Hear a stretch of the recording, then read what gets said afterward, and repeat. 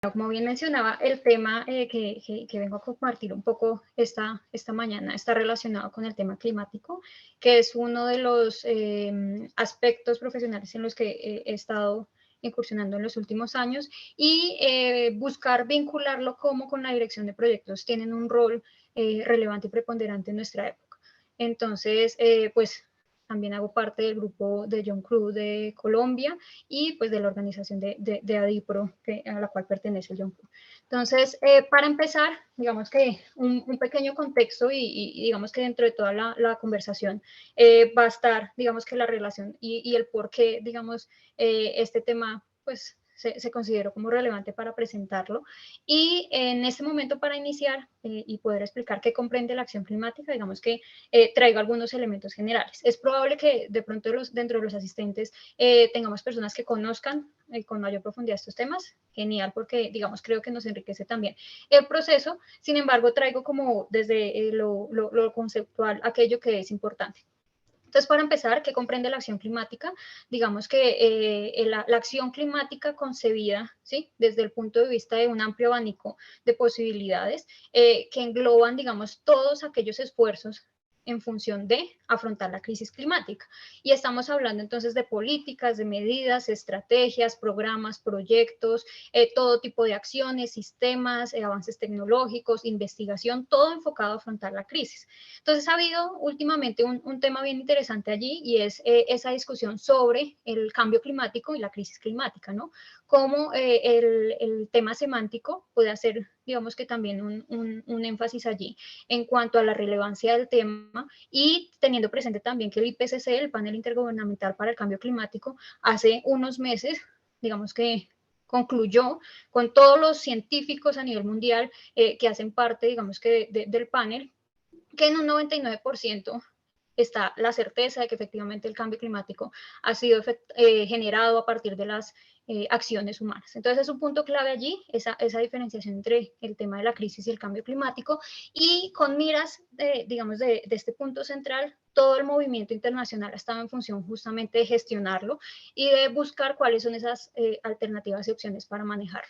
Traigo aquí, digamos que el ODS 13, ¿sí? Que propiamente se llama Acción por el Clima y que engloba, digamos que un sinnúmero de temáticas bien interesantes relacionadas con la resiliencia climática, con la infraestructura para la adaptación ante la vulnerabilidad climática, todos los esfuerzos para la mitigación, para la gestión de desastres, todo, digamos, los procesos también de fortalecimiento de capacidades para todos los niveles gubernamentales y privados, incluyendo también la sociedad, con miras a afrontar, digamos que esa crisis previamente indicada. Entonces, para hacer el contexto internacional e irlo aterrizando, como lo menciona la charla, al contexto colombiano, tenemos como un hito clave, no profundicé o puse antecedentes, digamos, previos a este por el tiempo digamos, de la sesión. Sin embargo, es como el hito que tenemos en materia de gestión de cambio climático a nivel mundial, y es la COP21 que se desarrolla en París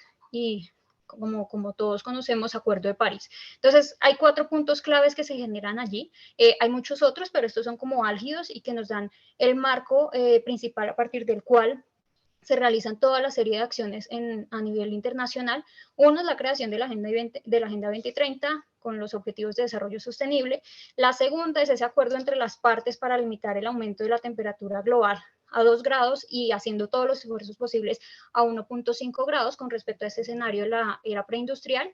El tercero es la contribución nacional, ¿sí? Ese compromiso que hacen todas las partes de generar unas contribuciones nacionalmente determinadas, ONS como se conocen en inglés, que deben ser periódicamente, digamos que verificadas, revisadas y actualizadas. Cada 5 años los países tenemos esos compromisos de actualizar la información. Y por último, digamos, todos esos esfuerzos relacionados con la cooperación internacional para poder lograr el financiamiento climático, ¿no? Cómo se mueven esos fondos y esos recursos para que aquellos países, como nos ocurren, digamos, en la región latinoamericana, que no tienen, digamos, posibilidades grandes de poder ejecutar recursos propios con miras al tema de cambio climático, pueden obtener ayuda para mejorar capacidades, para implementar iniciativas y, bueno, un montón de actividades adicionales a partir, digamos, de esa cooperación que otros países pueden brindar. Ese es como el marco de referencia y actualmente estamos en ese evento coyuntural que es la COP26 que se está desarrollando en Glasgow, que tiene también muchos temas, muchas controversias también respecto a lo que se está dando allí, pues digamos, la ambición y el real compromiso frente a lo que se está pactando o la situación que se está afrontando, pero hay unos temas álgidos allí que son, uno, marco de transparencia reforzado, cómo garantizar que cada uno de los países que están vinculados efectivamente están velando porque toda la información reportada en cuanto a sus acciones, en cuanto a todos los avances que se están desarrollando, están en ese marco de transparencia, digamos que eso es uno de los puntos álgidos que se está mirando ahorita. Otro es el tema de la reactivación económica, ¿sí? Teniendo, digamos, ese elemento clave que es también el cambio climático. ¿Cómo reactivarnos sin que esa reactivación justamente nos implique una mayor afectación al entorno y la agudización de esas causas del cambio climático?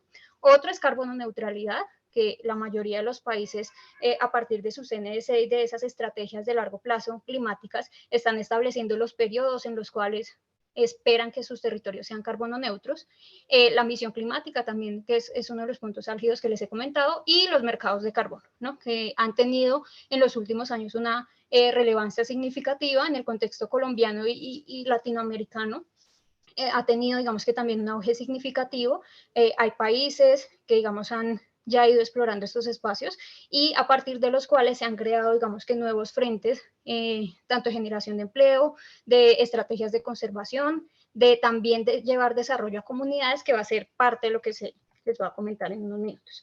Entonces, aterrizado ya al contexto nacional, como les decía, la idea es como bajarlo a este nivel. Entonces, digamos que hay una serie de hitos que se han dado desde esa firma del Acuerdo de París, y en el país, así como han ocurrido en otros, digamos, en otras naciones en Latinoamérica, se ha dado un proceso que ha permitido, digamos, ir avanzando en ese compromiso y en esa acción climática.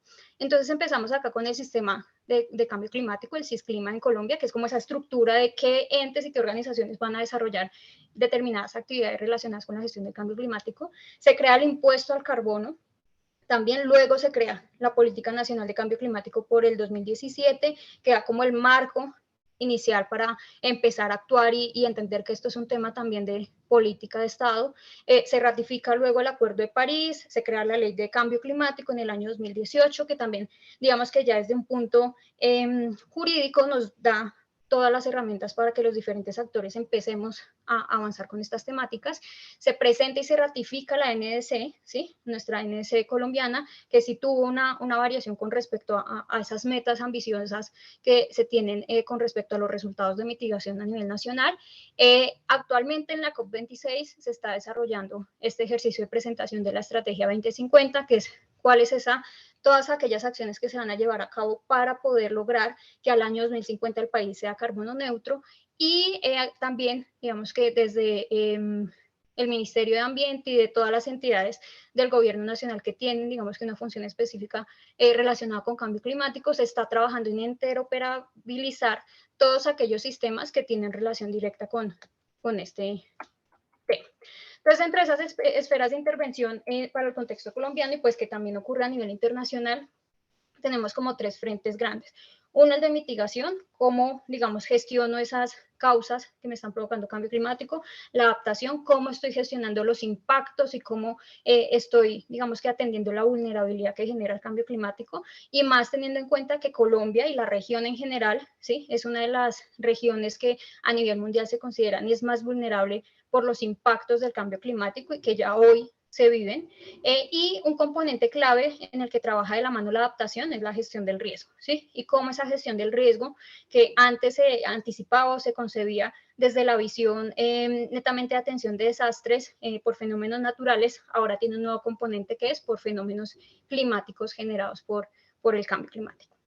Entonces, cada uno de estos tiene sus propios retos y desafíos en diferentes niveles. Entonces, a escalas territoriales, hay muchas iniciativas que se vienen desarrollando a escala local, ¿sí? Los territorios, digamos, en veredas o en consejos comunitarios, en comunidades indígenas o en los mismos municipios, y cómo se va escalando, ¿no? A llegar a las regiones, digamos, la unión de varios departamentos o de varias áreas que tengan similitudes geográficas, culturales, sociales, económicas, y a nivel nacional, ¿no? También se está haciendo, digamos, que ese esfuerzo de cómo se esbozan esos sistemas que nos van a permitir lograr registrar y hacer un seguimiento juicioso a todo el tema del calentamiento global.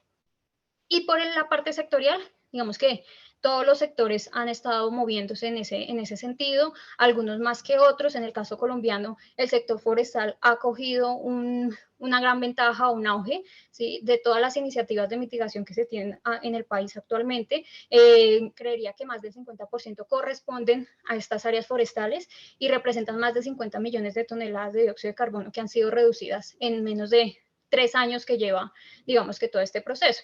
Entonces, pues eso también ligado al potencial y a la vocación que tiene el país para el desarrollo. Entonces, quizás el reto allí es cómo se combinan estos, ¿no? Cómo se combina el trabajo en territorio con los sectores para justamente generar, digamos, que una acción climática que sea mucho más eficiente y más certera con respecto a lo que se quiere lograr. Entonces, ahora sí, porque es clave esa relación de la acción climática con la dirección de proyectos. Entonces, aquí, digamos que me pareció que una forma para poderlo, digamos, ver más fácilmente era a través de algunas preguntas que podamos hacernos cada uno de nosotros. Entonces, ¿cómo efectivamente pasar de la inacción a la efectividad en la acción? En contextos en los que la eficiencia, digamos, de nuestros sectores públicos es muy compleja, ¿sí? Y que la ejecución, digamos, de esos recursos normalmente se ve afectada por muchos fenómenos. También cómo cumplir, por ejemplo, esas metas climáticas que son ambiciosas en contextos en los que no hay disponibilidad amplia de recursos, como nos ocurre en el país y en la región.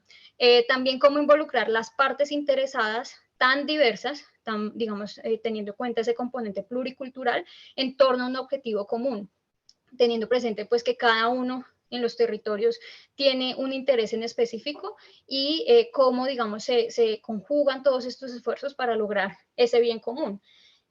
Otra de las preguntas también que se podrían poner sobre la mesa es cómo lograr esa transición energética en áreas donde aún no hay conexión, por ejemplo, a la red nacional de energía eléctrica. Entonces, ¿cómo es efectivamente hacer esa transición en áreas que no han tenido esa posibilidad de desarrollo y que aún hay necesidades básicas insatisfechas por cumplir y que ha sido una deuda histórica que se ha tenido con estos territorios que normalmente pues hacen parte de esa Colombia profunda en nuestro contexto nacional? Otra también que es relevante es cómo crear, digamos, que esas capacidades, construir esa infraestructura, promover esa apropiación del territorio en entornos con esas brechas, sí, digamos, tan significativas, donde hay rezagos en desarrollo, donde hay tanto conflicto también. Entonces, mientras se hace esta transición a la carbono neutralidad. Y por último, para, digamos, no ampliar tanto, sino dejar solo unos puntos allí, es cómo llevar innovación y tecnología justamente a áreas en donde no ha habido acceso inicialmente y donde tampoco se ha llevado un curso de transformación digital. Entonces, todos estos son elementos que es el día a día en los territorios con respecto a estos temas y pues que quizás complejizan aún más la acción climática que se espera en estos territorios. Entonces, aquí digamos que no estamos enfrentándonos a tipos de proyectos que puedan estar bajo escenarios controlados, que sean predecibles, ¿sí?, que sigan un esquema o que estén previamente planeados, ¿sí? Entonces, estos son entornos muy complejos y entendiendo la complejidad desde su teoría, que son culturales, ¿sí?, diversos, vulnerables, por lo que les comentaba, el cambio climático y a otros factores territoriales que son inciertos también porque se desconoce, ¿sí?, el impacto real que se pueda tener, ya que a largo plazo se hacen son escenarios de modelación a partir de diversas variables, pero hay elementos que se salen del control en esos modelos esbozados y también que es permanentemente cambiante. Por último, digamos que para pasar y profundizar un poquito más en esa relación con la dirección de proyectos, esta última frase que quizás puede sonar un poco fatalista, no tiene ese sentido, quizás sí tiene algo certero, y es que estamos frente a uno de los mayores retos que tiene la humanidad en la historia. Es decir, hemos tenido en otros momentos proyectos como civilización que nos han puesto unos retos enormes y que nos han permitido generar esos saltos digamos, generacionales en la civilización, en la capacidad de creación y desarrollo que tenemos. Sin embargo, este es quizás uno de esos retos que tenemos más amplios, ¿sí?, y que digamos, complejiza un poco más todo el ejercicio.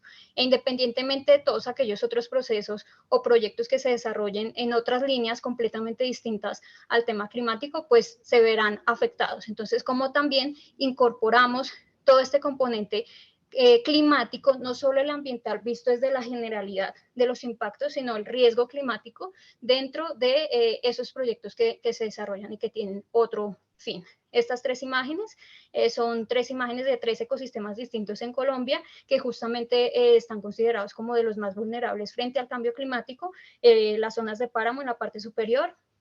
En la segunda imagen corresponde a los bosques transicionales entre las sabanas de la Orinoquía y la Amazonía, y por último los nevados. Bien, entonces traje un ejemplo chiquito para mostrar, digamos, qué se está haciendo, ¿sí? Como bien se mencionaba al inicio, la idea es ver también esos avances. Entonces, este es un ejemplo, es en el que he estado trabajando en los últimos años y que es uno de los mecanismos que surge en el marco de Naciones Unidas, que muchos países han venido implementando, ha tenido sus ajustes y pues tiene sus pros y sus contras también con la experiencia que hemos tenido en el país. Entonces, pues ese es el mecanismo RED, es un mecanismo ambiental para la mitigación del cambio climático, que la sigla significa reducción de emisiones debidas a la deforestación, a la degradación de los bosques. Y digamos que en esa experiencia que les comento que hemos tenido, hay algunos puntos que han sido muy beneficiosos porque nos ha permitido de alguna forma mejorar la gobernanza de los territorios, la gobernanza forestal, también de las comunidades que poseen estas tierras, teniendo presente que en el caso colombiano, la gran mayoría de las áreas boscosas naturales están en manos de comunidades étnicas, comunidades indígenas y afrocolombianas. Entonces, digamos que eso ha permitido generar mayores elementos para fortalecer la gobernanza territorial, también para fortalecer el liderazgo de las instituciones propias de estos territorios, lograr financiar el desarrollo, ¿sí? Tristemente para estas comunidades, lo que llega a través del sistema general de regalías o de participaciones, que son los recursos entregados desde los presupuestos nacionales o a menor escala, es muy poco, ¿sí? Y bajo esos contextos territoriales y geográficos, pues es muy complejo movilizaciones y desarrollar muchas actividades. Entonces, de alguna forma, los recursos provenientes de este tipo de proyectos ha permitido justamente que pueda haber disponibilidad de recursos para, digamos, tocar otra serie de temas que dentro de sus planes de vida o de sus planes de desarrollo locales se han ido incorporando y que tienen claro qué horizonte quieren darle a su desarrollo. También ha permitido cerrar brechas de necesidades básicas insatisfechas, porque ciertamente esos censos y esas estadísticas que se han hecho a nivel nacional han mostrado que, digamos, estas áreas específicamente tienen necesidades muy grandes, lo que les comentaba ahorita, de no tener acceso a energía eléctrica, agua potable, mucho menos comunicación, la movilización se complica. Entonces, ¿cómo también se ha permitido cerrar alguna de estas brechas? Y, como les mencionaba hace unos minutos, cómo aporta también a todo el ejercicio de la mitigación del cambio climático en el país, que es más o menos el 50% de esas reducciones. Por otro lado, también, digamos que como esto es un proceso de construcción y cambiante y la normativa también se va adaptando a estos contextos, ha tenido algunas situaciones que no han sido ventajosas, ¿sí? O que generan unos retos enormes desde muchos puntos de vista, desde las mismas comunidades de base, quienes formulan, quienes hacen las auditorías, quienes certifican, el mismo gobierno, ¿sí? Desde su rol de reglamentador. Y pues justamente uno de ellos es cómo se consolidan sistemas que sean de monitoreo, de reporte y verificación, que sean robustos, que esa información que se genera en territorios realmente se pueda llevar a la contabilidad y a los ámbitos nacionales. También cómo se articula, ¿sí? Con los digamos, las partes interesadas locales, que justamente es eso, muy diversa en escenarios donde el conflicto ha estado presente durante mucho tiempo y que eso representa unos retos mayores. Cómo se logra también una eficiencia en los mecanismos de distribución de beneficios, y en esto me refiero en cuanto a los recursos que se generan, digamos, por los bonos de carbono, como se conocen, aunque técnicamente no son precisos, o los certificados de reducción de emisiones, cómo a partir de esos recursos efectivamente se hace una distribución eficiente, atendiendo, digamos, las necesidades prioritarias o aquellas que garantizan que estos proyectos se puedan sostener en el largo plazo. Y también uno de los puntos claves por ese contexto social, ¿sí? Es cómo se garantiza ese cumplimiento de las salvaguardas socioambientales. También que es un marco internacional que se genera en Cancún, en una de estas digamos, asambleas generales de Naciones Unidas, que busca justamente aterrizar cómo todos estos proyectos se hacen en un marco de garantía de los derechos de las comunidades y no van a ser, digamos, una afectación mayor a los territorios.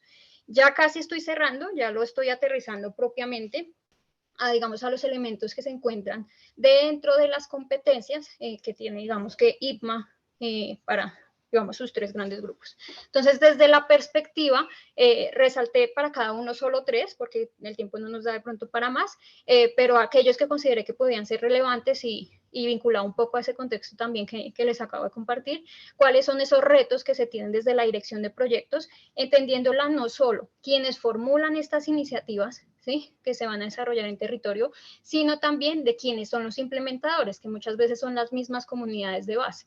Entonces, ¿cómo realmente se logra, ¿sí?, que estos directores de proyectos, ejecutores de proyectos, puedan tener las herramientas necesarias para garantizar la sostenibilidad de las iniciativas, que los beneficios esperados realmente se generen y que ese objetivo final, ¿sí?, que es lograr la acción climática, pues tenga unos resultados deseables? Entonces, desde la, digamos, del elemento de competencia de gobernanza, estructura y procesos, dos puntos claves. Uno, digamos, cómo se puede alinear esas acciones con la estructura interna, los reglamentos y esas dinámicas particulares que tienen cada uno de estos territorios, que es muy cambiante y son en algunas muy definidas, y es interesante poder ver cómo las mismas comunidades dan los lineamientos de cómo se debe hacer ese desarrollo, pero entonces cómo se articula y no llega como una imposición a territorio para poder desarrollar estas actividades. También cómo el director tiene un rol allí relevante para hacer uso de aquellas estrategias que sean integrales, teniendo presente que el tema ambiental es holístico, no es una única esfera, sino que comprende todo lo social, lo económico, el entorno natural, y cómo se hacen estrategias que efectivamente puedan garantizar una intervención holística y que sea considerado desde su planificación. Para el elemento de competencia de cumplimiento, estándares y regulaciones, entonces también dos puntos claves. Uno, cómo lograr también que las comunidades o sus representantes puedan conocer esa normativa de una forma integral, ¿sí? Y con normativa me refiero tanto al marco legal como al normativo, ¿sí?, que presenta estándares y metodologías, que para estos temas de acción climática es muy común que se sigan lineamientos, estándares, metodologías y herramientas, digamos, manejadas a nivel mundial y que son generadas por organizaciones privadas, y cómo eso se adapta, ¿sí?, o se entiende en el contexto territorial. También otro de los puntos claves es profundizar en ese conocimiento de esos estándares, como les menciono, y esas herramientas disponibles para lograr, digamos, que una eficiencia mayor en cuanto a lo que se está desarrollando. Y otro de los elementos, el de cultura y valores. Entonces, desde dos miradas, digamos que importantes. Una puede ser cómo todas aquellas acciones que se planean o que se van a ejecutar están justamente alineados con, digamos, esos usos, costumbres, tradiciones de las comunidades, ¿sí? Y justamente no llegan a hacer esa imposición, a cambiar culturalmente la forma en que las comunidades conciben también sus territorios, y también cómo se puede contar con herramientas para poder medir, ¿sí?, el impacto positivo o negativo que la influencia de culturas externas puede generar en los territorios. ¿Y por qué es esto? Porque dadas estas posibilidades de proyectos de acción climática, hay digamos, una gran llegada de organizaciones de todo tipo desde diferentes partes del mundo. Entonces es un reto también cómo, digamos, estas empresas o estas organizaciones pueden efectivamente generar un beneficio y no ocurra lo mismo que ha ocurrido con la palma, que ha ocurrido con el caucho, con otra serie de actividades económicas que en su momento lo que han generado es una afectación profunda en los aspectos culturales de las comunidades. Desde el tema de los elementos de competencia de práctica, entonces también tres específicos: organización, información, calidad y partes involucradas. En el de organización e información, entonces, cómo, digamos, es relevante para el director de proyecto reconocer esas necesidades para lograr una adecuada gestión de la información. Ese es uno de los retos que más tenemos hoy desde la mirada nacional, ¿no? Cómo desde ese enfoque bottom-up se puede garantizar que la información llega y que para lograr contabilizar todos los esfuerzos a nivel nacional hay información de calidad, confiable, que tiene, digamos, trazabilidad, que puede ser recopilada, medible, ¿sí? Entonces esos son los retos también que se tienen en los territorios. Y también en cuanto a organización de información, que se pueda hacer un tránsito en el mejoramiento de la gestión, no solo en las comunidades, sino en quienes también estructuran las iniciativas, ¿sí? Estas organizaciones que se dedican a ese ejercicio de formulación, pues que efectivamente se tenga como una transición hacia modelos que estén basados en esa transformación digital y que esté disponible también la información y abierta al público en general para la toma de decisiones. En cuanto a la calidad, entonces comprender la importancia que tiene, digamos, que los sistemas de monitoreo, reporte y verificación en el desarrollo de esas acciones justamente, y cómo se garantiza que se cumplen principios que están estandarizados a nivel internacional, como son, por ejemplo, la exhaustividad, la rigurosidad, evitar doble contabilidad. Bueno, hay un sinnúmero de principios que se buscan cumplir con todas estas acciones y que a partir de información de calidad, de ejercicios conscientes y rigurosos, pues también permiten que lo que se lleve como meta nacional, pues sea información confiable, que aún tenemos, digamos, un reto enorme allí. Con respecto a las partes involucradas, creo que estos proyectos que tienen un contexto territorial tan álgido, pues es como uno de los puntos claves dentro de este elemento de competencia, de los elementos de competencia de práctica, justamente por el contexto en el que se desarrollan. Entonces, ¿cómo se garantiza que se conocen, ¿sí? Desde quienes formulan, desde los tomadores de decisiones que formulan la política pública y también en el territorio, cómo se cuentan con esas herramientas para conocer la influencia, el poder, digamos, el interés que tienen todos los actores en el territorio con respecto a la iniciativa y cómo se puede hacer ese viraje o ese manejo de las situaciones para lograr ese objetivo común que les he mencionado. Por último, y ya para cerrar, para los elementos de competencias de persona, entonces también elegí 3 que me parecieron claves: comunicación personal, liderazgo y conflicto y crisis. Entonces, en el de comunicación personal, desde múltiples puntos de vista y desde ese rol de la dirección, creo que se debe considerar tanto para aquellas organizaciones que llegan a los territorios a presentar información sobre este tipo de iniciativas, como quienes lideran las iniciativas en los territorios, en su implementación, para que pueda garantizarse que el mensaje sea claro. Entonces, es muy común actualmente, como se hace con, por ejemplo, con comunidades indígenas, que hay unos retos enormes y esas salvaguardas que les comentaba lo incluyen, y es cómo se aterriza ese lenguaje tan técnico para el cambio climático en unos términos que sean entendibles por las comunidades, que lo puedan comprender y apropiar, pero tampoco sin llegar a ser vicios de rigurosidad. ¿Qué ocurre? Hay comunidades de pronto que dicen, tenemos miedo porque van a vender el oxígeno de nuestros bosques, y no es la forma más adecuada que un estructurador de un proyecto que llega con el conocimiento técnico a territorio, pues debe presentar este tipo de temas. Entonces, eso es uno de los puntos claves, aterrizar ese lenguaje.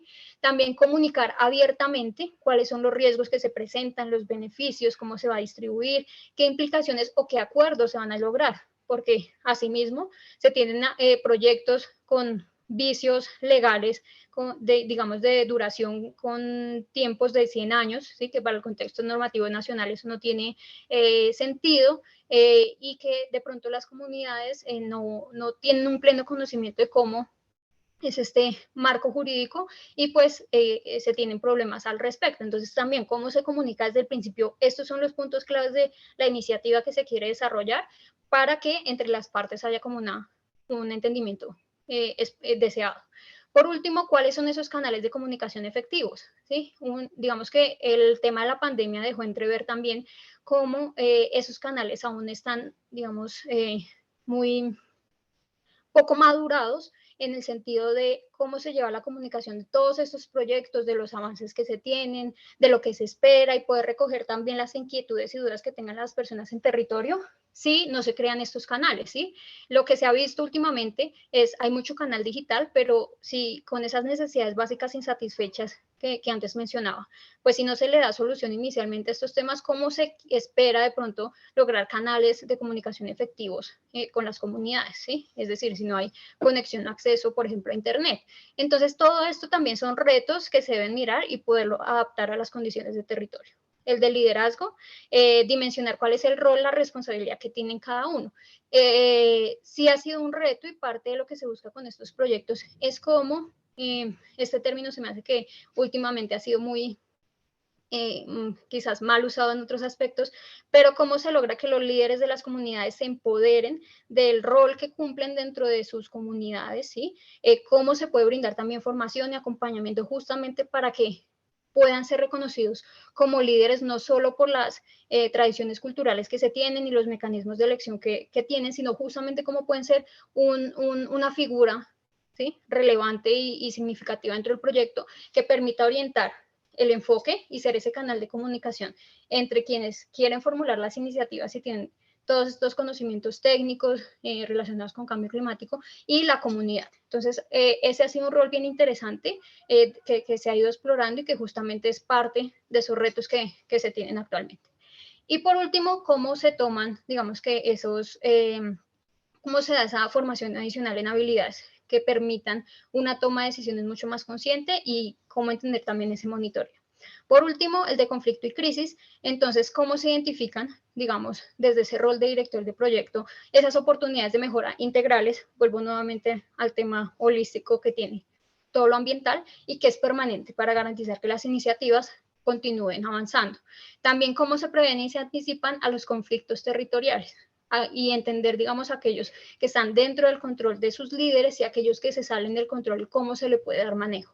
Y por último, cómo también ese rol del director de proyecto puede mediar o reconocer, ¿sí?, aquellas instancias en las que se pueden resolver conflictos internos, porque ocurre actualmente conflictos que se dan en estos territorios para los cuales, digamos, es importante que quien está dirigiendo, ¿sí?, lo mismo, desde la parte técnica como desde la parte territorial, conozca a qué instancias puede acudir para que se puedan solucionar esos conflictos, ¿sí?, internos desde el punto de vista legal, desde el punto de vista social, económico y demás, y poder garantizar también que estas iniciativas pues tengan una mayor perdurabilidad. Entonces, pues, esa es toda la presentación que tenía. Perdónenme si me extendí un poquito, procuré avanzar rápidamente.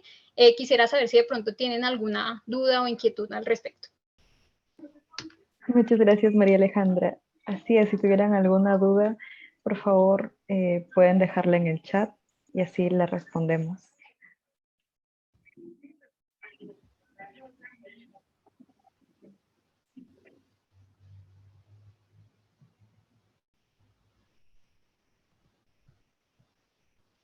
Muchas felicidades, María Alejandra. Ha sido una excelente presentación.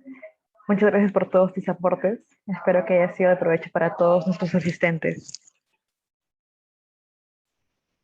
Listo, perfecto. Mil gracias a ustedes por el espacio.